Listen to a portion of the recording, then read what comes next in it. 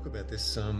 It's a very, very interesting subject in terms of is how do we deal with the karmic residue, and how do we become our true personality with karmic residue, and how can we possibly have our true personality? Like I say, put the better part of yourself on the altar of your perception, and then truly become your real self or your true self. But even if you say, well, if you're connected to your karmic residue when you're coming in because of what happened in Bardo, not because of what happened previously in other lifetimes, because it's all just wiped, but the consequences of what you didn't deal with in life has different consequences in Bardo. You get thrown back in. As you get thrown back in, you become a child unknown to themselves. And as this child tries to stay within its purity, it gets shifted into an alternate personality, which it attempts to adhere to in terms of the circumstances and how the circumstances demand a certain response. And then the child starts to take on this response, and that response is connected to the karmic push that landed the child in those circumstances. But that's not the true personality of the child. So this is a very, very confusing subject in terms of why the child itself, how can this child find its true personality, and how can we deal with the fact that the karmic residue is like a beam of light that hits you from behind, that holds you like a hologram through the initial stages of this, and then the child attempts to adhere itself to some sort of bombastic idea of what was expected of it, and then fully take charge of what that expectation is.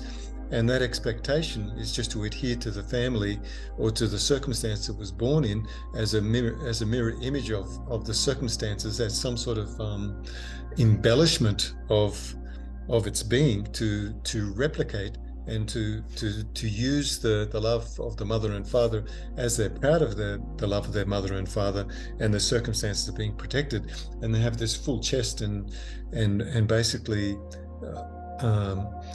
make a very, very big gesture which substantiates the personality, which adheres to the family's expectation in terms of how that child is interpreting that at that particular moment.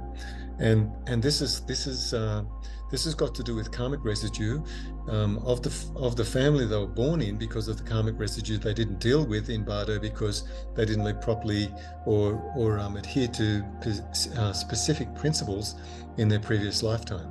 So they take the principles of the previous lifetime in terms of the major memories that weren't dealt with and weren't sorted out, and they go through Bardo, and then it's amplified. And as it's amplified, the person is challenged by many, many different things, and then if they can't pass the test, then the test will give them various regions that they can fall into in terms of what they believe is safe for them and what they believe is good to escape what's confronting them, because what confronts a person is very severe.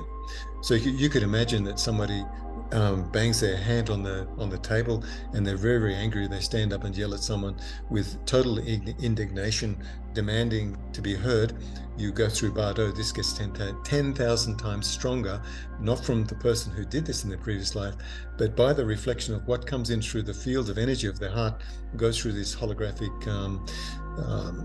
doorway, and then what's meant to what will confront them is 10,000 times stronger than them hitting the table and their anger and their indignation. This will come at them like rushing like monsters at them, and these are really Buddhas, but they're monsters, to test them to see whether they can handle this sort of effect. And you've got to remember that these individuals have got 9 times more clarity without the grounding of the body. So they've got no safety. So they've got nowhere to fall, nowhere to run to, nowhere to feel like I'm really safe. There's nothing substantial there for them to reflect on. Like, we can come home and someone was angry, they come home, they've got somewhere safe to be, and then they can sort of sort it out. But this person can't sort it out in this circumstance because the body's gone. There's no home, and they're in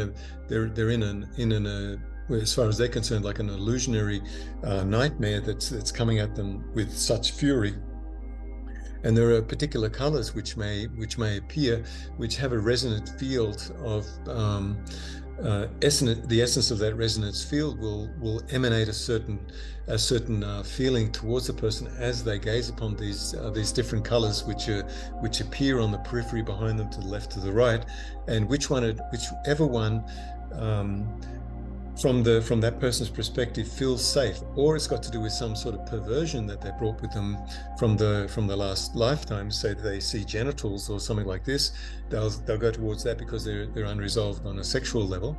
If they've got if they see a color that says, oh, this is furious, and that color looks safe, they go to that safe color. That safe color, the feeling what emanates from that is not safe for them. It's actually less safe than what's rushing at them. And also anything that's got to do with any sort of behavior that they had obsessions with will show them that they can go back to those obsessions, but they won't be the same obsessions. They won't be the same karmic residue. It's just a reflection of what they didn't deal with. So then they get thrown back. They get thrown back in, and then this throwing them back in has certain consequences in terms of the choice they made in Bardo, not the choices they made in the life before. The choices that they made in the life before is dealt with in Bardo, and then the choice they make in Bardo has a different consequence in terms of how they land back in the world. So the general consensus that surrounds this is quite extraordinary, because people say, well, I came back because of this and I'm going to meet this person again. No, it's all random. You come back. It's not that rational. You'll be tested again in such a obscure, different way that you have to start all over again and try and sort out the puzzle which is put in front of you, and that's your responsibility. And as you do this responsibility, I'm not really simplifying this, guys, even though it sounds like I'm simplifying it, but if you look at it, it's quite complicated. And this complexity, in terms of the original personality of that particular person, will seem like their real personality, but it's not the real personality. So when we look at this, you say, well, what's the real personality? Now I'll go back to an experience, because I had Justin with me for 3 weeks, and his beautiful wife that I just married them. Aren't they beautiful? Put your hands up, guys, and go like this so they can see the new married couple. I married them in the office. I actually really cried when they did their vows. It was terrible. They're so beautiful. Anyway, so there are certain things that happen to me as a teacher.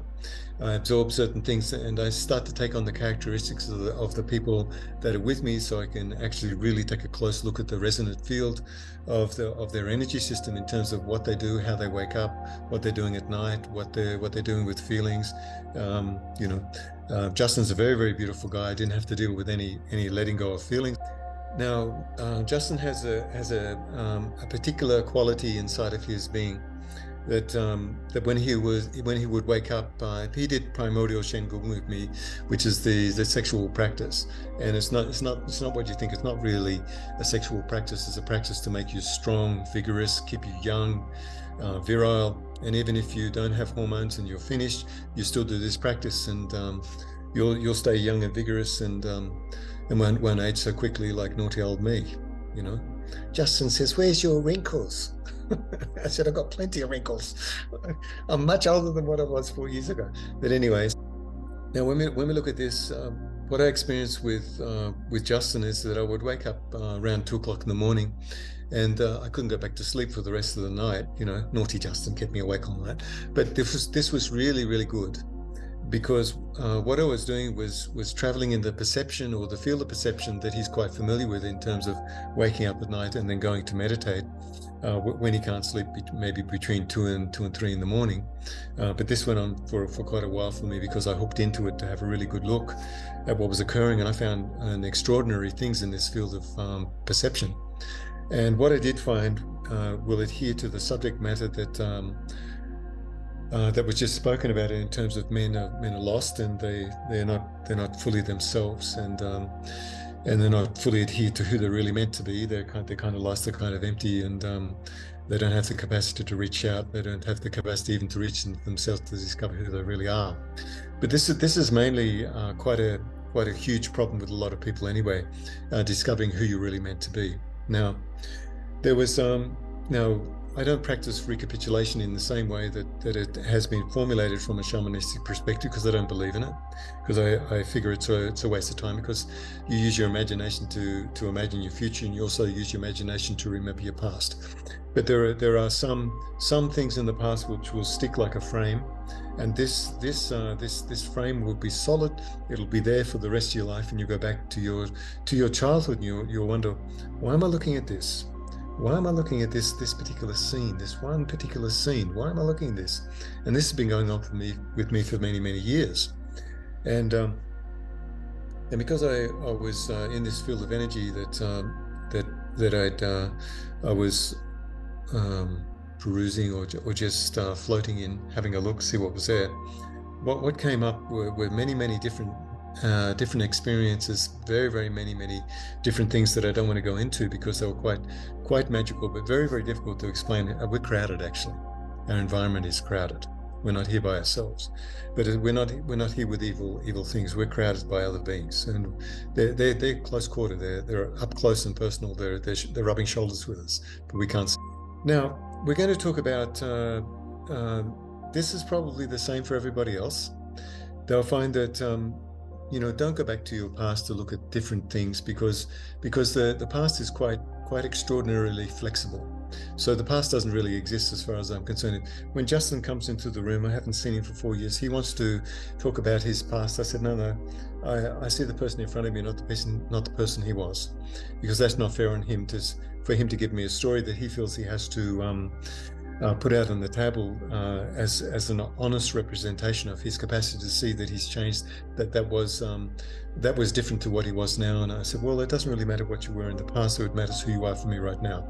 So that wipes the past out completely, because the person in front of you, they will show you exactly who they are. You don't have to reference to the past to discover who you are and why you are the way you are. You just take responsibility for who you are, because it's all encapsulated in the present moment. The future and past are all presently available, and everything that happens in your personality or the eruption of your personality has to be dealt with and evolved through right now, without looking for the future or the past.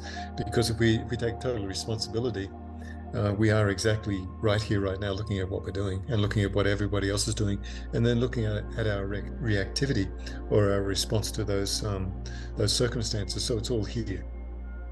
And to blame the past for something in the present moment, you could say, well, it is a weakness.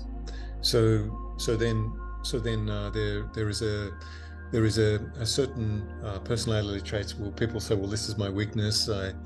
Somebody might say I need affection. Somebody might say I lose my temper. The weakness, people's weaknesses, as far as I'm concerned, are their strengths. So you love their weaknesses, and you move them through their weaknesses by accepting their weaknesses and say, well, I can help you. If someone needs affection, you hug them. If someone's actually angry, then you embrace them and say, cool down. It's just your weakness. We need to look at this and help them get through the weakness. Not saying they have to adjust. You give them the capacity to express as much as they can through their weakness, so they can find the strength behind that weakness. Instead of saying that weakness needs to be dealt with and you need to change it, you transform it by expressing why that is there, and then the person who's with you can accommodate that and cool you down or give you love. So I've got one particular image. Now I want everyone to listen to this very carefully, because this is fundamental, a fundamental rule in terms of karmic law. And karmic law is very difficult to come to terms with. And not only karmic law, in terms of who you create yourself to be at a young child, and this emphasizes through the rest of your life, this is not your true self. This is a karmic residue function of a personality which you believe is something you should adhere to. And if that is not your real true personality, the only way you find your real true personality is to destroy that character. Yeah. A nice destruction. You destroy it, it's gone. But it's a positive destructive mechanism, not a violent mechanisms of negativity to get rid of negativity. You do certain very positive things. Now, when I look back on my past, and this memory has always been there, and I was in this field of energy that Justin is constantly playing with, because he's waking up every night around 2 o'clock in the morning. Now, so there was one memory I had with my dad. Always took something called quickies, because he always had very bad reflux. And I picked up the quickies and put one in my mouth, and I was talking to a little friend of mine, and I remember my chest popping out, and I was saying certain things, and I was taking on a persona, which was just the characteristics of this little dumb boy. He was really dumb. Like I had a walk-in take me over, because I could end up that dumb boy, and I wouldn't be here right now. We'll talk about that later, guys, if you want to know about that. So that original personality is gone. But the thing is, when I saw that, I was looking at this particular past residue, and I saw a beam of light going down like a tractor beam on that kid's back, my back. And I was, ooh, that's very interesting.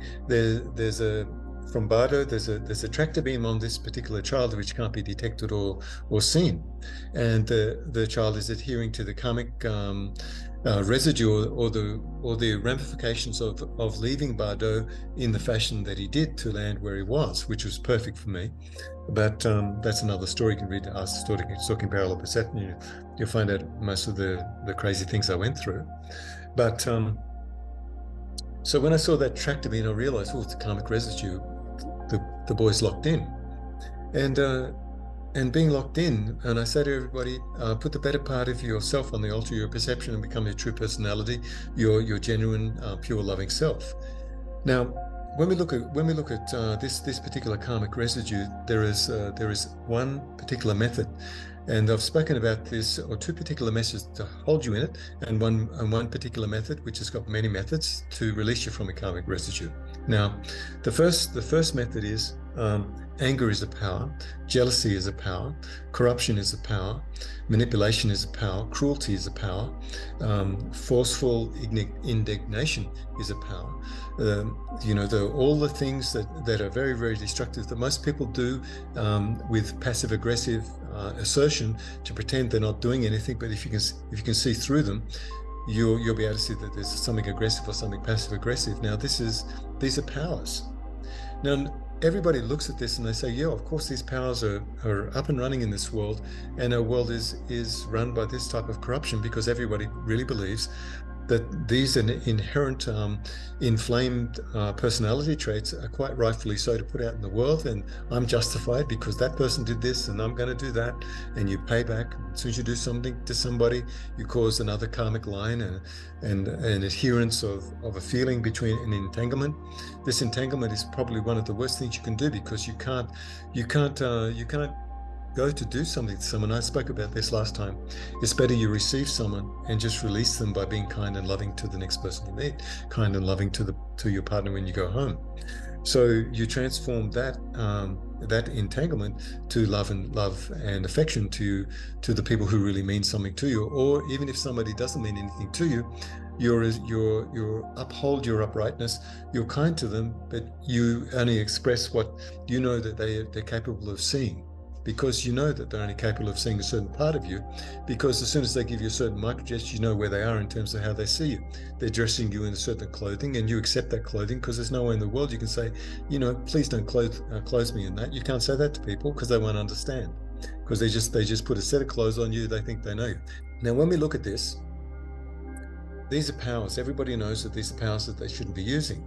So you say, well, this little boy had this tractor beam on him, and his karmic result, this tractor beam goes on him and follows him around for the rest of his life. How does he release himself from that?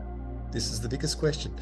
And for me, the old Nargle Lujan is a walk-in. He threw that boy out. I'm fine. I'm really glad. So the next question, which nobody ever asks, is, okay, you've received the consciousness of somebody else, then every single experience of your memories have got to do with his memories.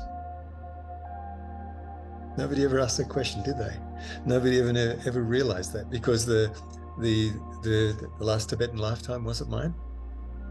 Nobody ever asks these questions. Nobody ever realizes these are part and parcel of the consciousness which was passed to me. So it's totally mine. But it's in essence, when you look at it from the body, that from how it happened, you say, well, that's not yours. Well, I've got no memory of any other karmic residue from that little boy, because he's gone. But anyway, so let's have a look at this now. So how do you stop karma? How do you dislocate this karmic residue that you brought in with you because you left the circumstances and rushed away with fear from the consequences that you were meant to face. The same consequences we're meant to face in life, but they're micro. Our crises are like micro crises all the way through our life. When we get big crises, we're meant to deal with those right now and resolve them in the same way that we're meant to resolve them in Bardo. So we go to sleep, we die, we wake up in the morning, we're reborn.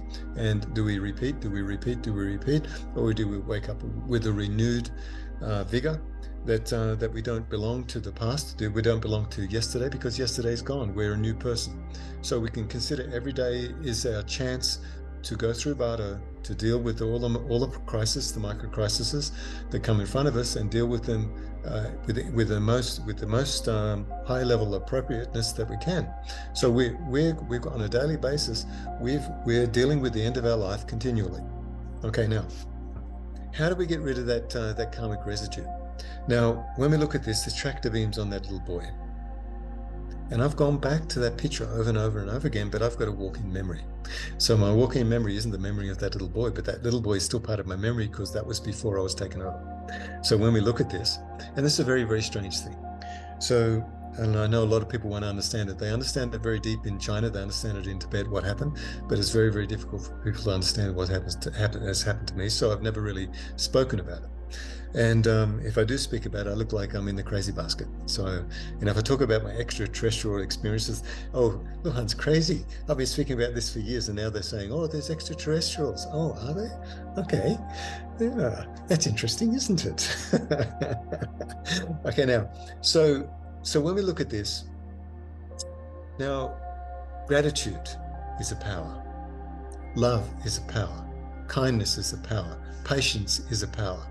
Your virtuousness of your character is a power. Your ability not to think and discuss about anybody inside of your body is a virtuous power. Yeah, and dealing with someone who's out of balance is a virtual power, and you don't get entangled. This is a power. So, what would you say? If I'm in a state of gratitude, this will wipe out the tractor beam and the personality that little boy's got. That's his karmic residue. So if I become in a state of gratitude, I move away from that little cocky attitude and those fluctuating micro gestures that say, this is who I am because I'm so proud of my parents, because they love me and I'm protected and everything. I'm going to fall into that trap quite willingly. So then you look at this, and then the child goes into, being grateful for being fed, being grateful for having a roof over the head. But these are standardized things which you expect, and because we get what we expect, we don't really feel threatened enough to feel grateful that we've got these things. We just feel entitled. So that doesn't get rid of your karmic residue if you're entitled. So if you have a state of gratitude, then the personality, the karmic personality that you developed to bring into the world from Bardo, not from the previous lifetime, but what you didn't handle in Bardo, then you start again with no memory of what happened because you can't handle it, And the fantasy that you can build as much as you like, you're going to go through it again. And you've got to be very, very careful to be very, very sure that you can't be sure about anything, specifically. Now, and you're going to say, well, Lujan, you sound pretty sure, but I'm just telling you what happened to me. So when you look at this, the original personality is not the personality brought in with the tractor beam or the karmic residue from Bardo. That's not your original personality. That's the personality that you assigned to yourself because you made mistakes. And not because you chose those mistakes as to assign to yourself when you come to Earth again. Those are put upon you because you were too scared to face what was there. You didn't make a choice. You ran to the easiest choice that you thought was going to save you from what was going on, and that was your choice. And that choice was you were too scared to face the truth there, so you come back. So I just want to clear things up a little bit in terms of everybody's fantasy about what's going on. I made the choice. Yeah, sure you did. You made a choice because you didn't make the proper choice. Yeah. So I hope everyone's clear on that one. And, you can fight me about this and argue with me if you want later on. All right. So when you look at this, now, if that child, if a human being right now is grateful for someone who feeds them when they're hungry. I don't know whether any of you guys have ever been homeless or hungry. I have. So when you're hungry, you really appreciate when you don't eat for 2 or 3 days or 4 days. You're really happy to get something to eat. Yeah. And you're so grateful for that. And as you be grateful for that, the persona, the ignorant persona that you have inside of you said, oh my God, thank God someone fed me, until you get a full belly, and then you go back to your karmic stupidity again and go back to it. And you forget to be grateful because you've got a full belly, and once again it goes. But if you can adhere to being grateful, to have compassion, to be kind, to see that there's somebody who has no love needs love, someone who's insecure needs to have affection, someone who's got anger, you need to be patient and hold them and say, I hear you.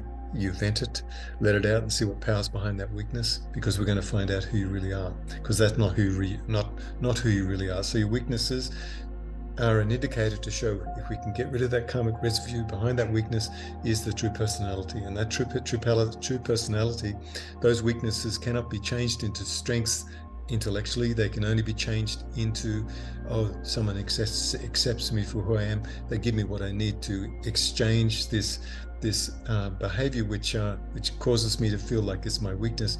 It becomes your strength, and the person becomes totally different. The angry person becomes solid, strong, and faithful to you. The person who needs affection becomes loving, strong, and so strong. Being in a state of gratitude takes away the attractor beam. You then look up and say, who am I going to become now? Who will I be? Instead of that idea of who you think you are. And as soon as you're in a state of gratitude, you begin to morph. You become a changeling.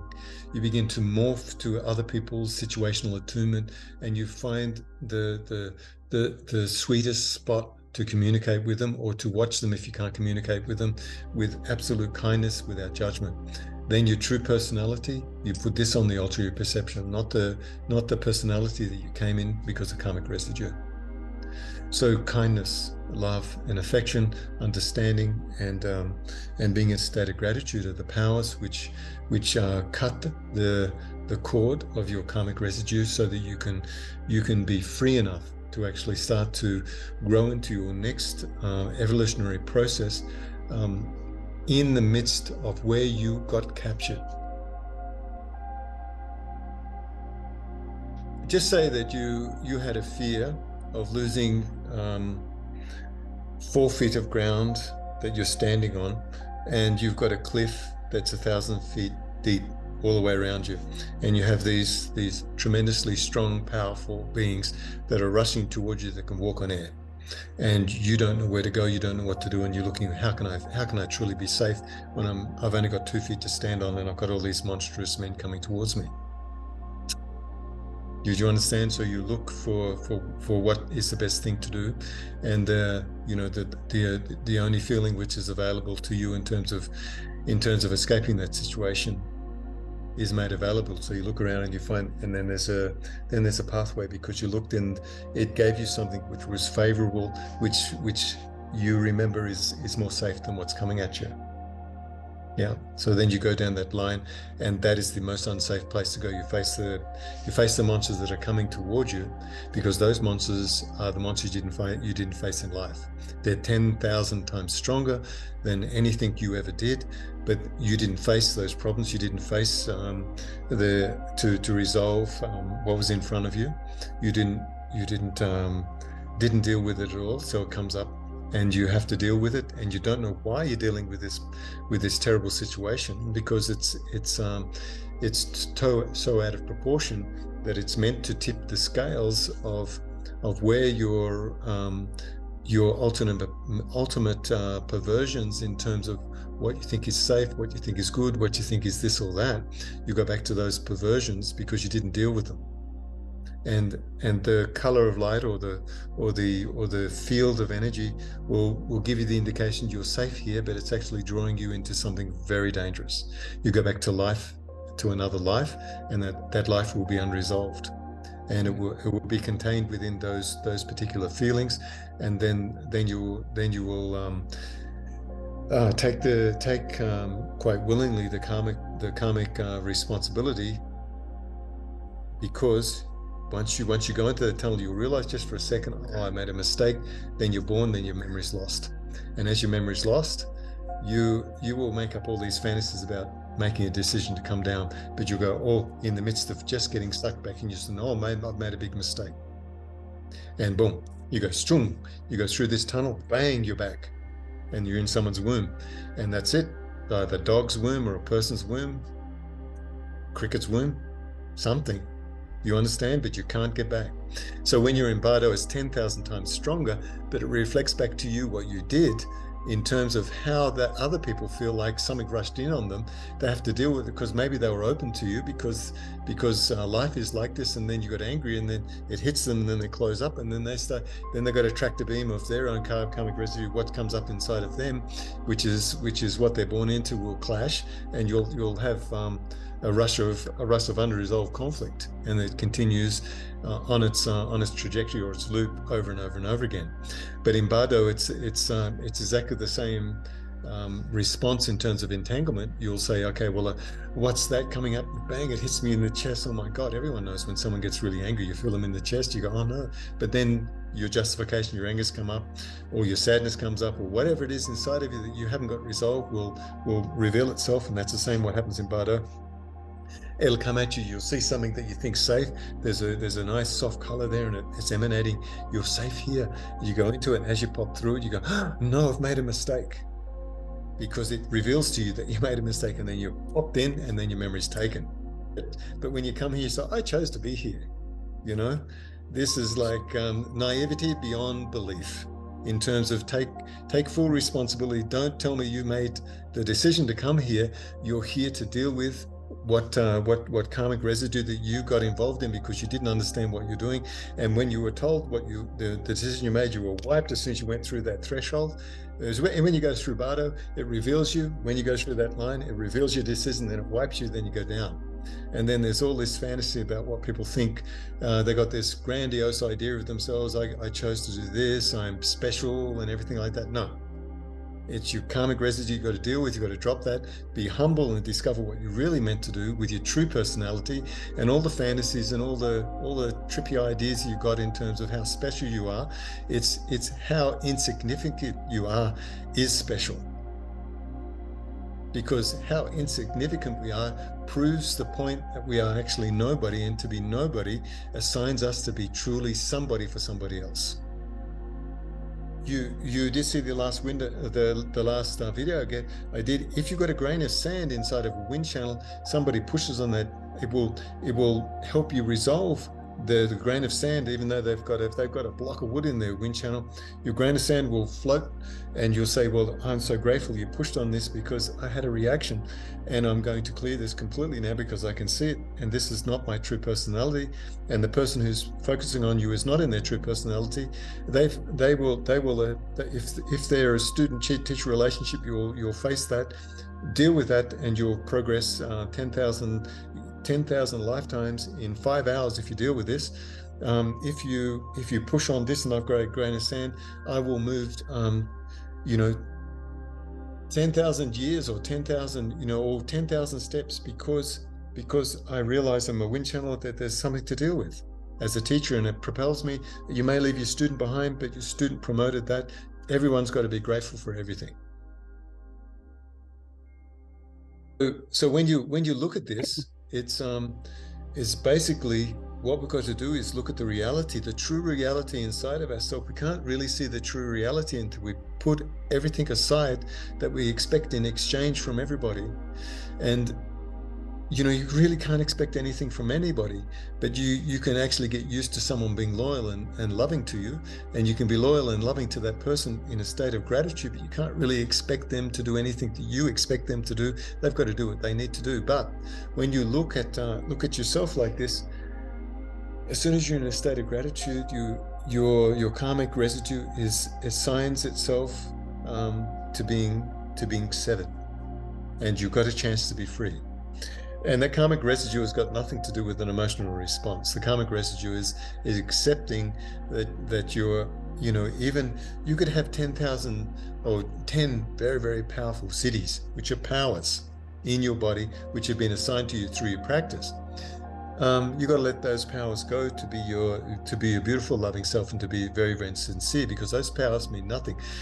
Being in a state of gratitude is the most powerful city, the most powerful element that we can have to drive ourselves into our future, our true evolutionary future, in terms of going beyond who we are.